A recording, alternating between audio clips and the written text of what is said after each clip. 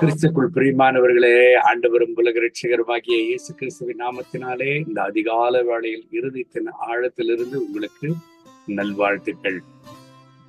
சாபத்தை ஆசீர்வாதமாக மாற்றின சிலுவை. கலாத்தியர் 3ஆம் அதிகாரம் 13வது வசனத்தை வாசித்து இந்த நாளுக்காக நாம் ஜெபிப்போம். மரத்திலே தூக்கப்பட்ட எவனும் சபிக்கப்பட்டவன் என்று எழுதியிருக்கிறபடி கிறிஸ்து நமக்காக சாபமாகி நியாய பிரமாணத்தின் சாபத்திற்கு நம்மை நீங்களாக்கி மீட்டுக் கொண்டார். மரத்திலே தூக்கப்பட்ட எவனும் சபிக்கப்பட்டவன் என்று எழுதியிருக்கிற வேத வாக்கியத்தின்படி, மரம் என்றால் என்னங்க? அதுதான் சிலுவை மரம். அந்த காலத்தில் ரோம அரசாங்கம் அவர்களுடைய தேசங்களிலே கடைபிடித்த வழிமுறையானது உச்சகட்ட தண்டனை சிலுவையில தொங்குகிறது தான். ஆகவே சிலுவையில தொங்கப்படுகிறதான, மரத்தில தொங்கப்படுகிறதான எவரும் சபிக்கப்பட்டவர்கள் என்று எழுதியிருக்கிற வேத வாக்கியத்தின்படி கிறிஸ்து நமக்காக சாபமாகி நியாய பிரமாணங்களின் சாபங்களுக்கு நம்மை நீங்களாக்கி ரட்சித்துக் கொண்டார் என்று வேதம் சொல்கிறது. என் அன்பு தேவனுடைய பிள்ளைகளை, அந்த சாபமான சிலுவை ஆண்டவராகிய இயேசு கிறிஸ்து தொங்கினது நிமித்தம் அது ஆசீர்வாதமாக மாறினது. இன்றைக்கு அநேக பேர் சிலுவை சின்னத்தை தன்னுடைய கழுத்தில் அணிந்து கொண்டிருக்கிறத நம்ம பார்க்கிறோம். சிலுவை சின்னம் என்றாலே விருப்பமாய் அந்த சின்னத்தை அணிகிறதான ஒரு சூழ்நிலையை நாம் பார்க்கிறோம். காரணம் என்னங்க? அது ஒரு ஆசீர்வாதமான சின்னமாக மாற்றப்பட்டது. ஆண்டவராக இயேசு கிறிஸ்து சிலுவையிலே தொங்கினது நிமித்தம் ஆசீர்வாதமாக மாற்றப்பட்டது.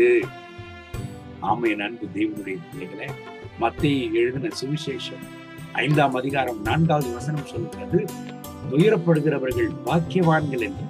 இந்த உலகம் துயரப்படுகிறவர்களை பார்த்து சபிக்கப்பட்டவர்கள், இவர்கள் என்ன பாவம் செய்தார்கள் என்று தெரியவில்லை, ஆகவே தான் இப்பேற்பட்ட துன்பங்களோ உபத்திரவங்களோ வேதனைகளும் இவர்களுக்கு ஒன்றின் மேல் ஒன்று நேரிடுகிறதே என்று நிந்திக்கிறதையும் தூஷிக்கிறதையும் நம்ம பார்க்கிறோம்.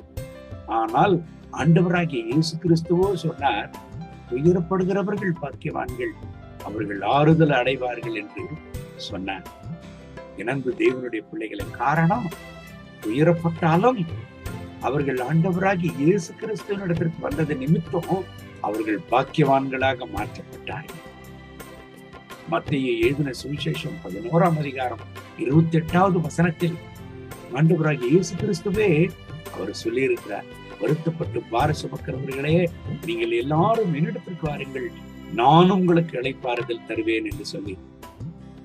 என் அன்பு தேவனுடைய பிள்ளைகளை, ஆண்டவராகிய இயேசு கிறிஸ்து தெரிந்து கொண்டது எல்லாம் சாபமான சிலுவையை, துயரப்பட்டவர்களை, பாரம் சுமக்கிறவர்களை, இவர்கள் எல்லாரும் தெரிந்து கொண்டு அவர்களை பாக்கியவான்களை மாற்றினார், அவர்களை ஆசீர்வதித்தார். இன்றைக்கும் அவர் ஜீவனுள்ளவராக இருக்கிறார்.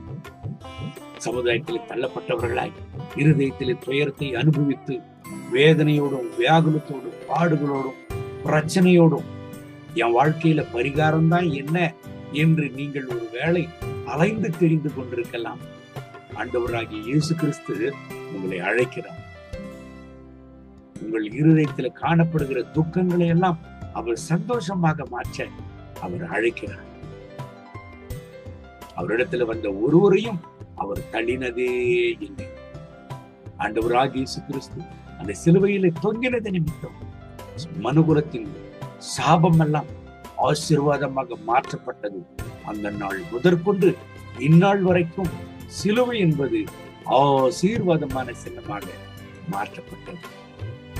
வாழ்க்கையில எப்பேற்பட்ட பிரச்சனையானாலும், எப்பேற்பட்ட பாடுகளானாலும், எப்பேற்பட்ட வருத்தங்களானாலும், வேதனைகளானாலும், சாபங்களானாலும் அதை ஆசீர்வாதமாக மாற்றக்கூடிய வல்லவர் ஒருவர் தான். அவர்தான் ஜீவனுள்ள ஆண்டவராகிய இயேசு கிறிஸ்து. இன்றைக்கு உங்கள் துன்பத்தையும் மாற்றுகிறார், உங்கள் சாபத்தை ஆசீர்வாதமாக மாற்றுகிறார். இந்த வசனத்தின்படி கர்த்தர் உங்களை ஆசீர்வதித்து இந்த நாள் முழுவதும், உங்க வாழ்நாள் முழுவதும் நடத்துவாராங்க. கண்களை மூடி ஜெபிப்போமா? அன்பின் ஆண்டவரே, இந்த கால வேளையில் இந்த ஜபத்தில் இணைந்து ஜெபித்துக் கொண்டிருக்கிற ஒவ்வொரு கர்த்தருடைய பிள்ளைகளுக்காக ஜெபிக்கிறேன். ஆண்டவருடைய திருக்கரம் வெளிப்படட்டும். தேவனுடைய பிரசனம் இறங்கி வரட்டும். இவர்கள் மேல் வாழ்க்கையில தாங்க முடியாத பிரச்சனை, பாடுகள், வேதனை, சாபம் ஏந்தான் என்னை வாட்டுகிறதோ என்று கதறி ஜெபித்துக் கொண்டிருக்கிறேன்.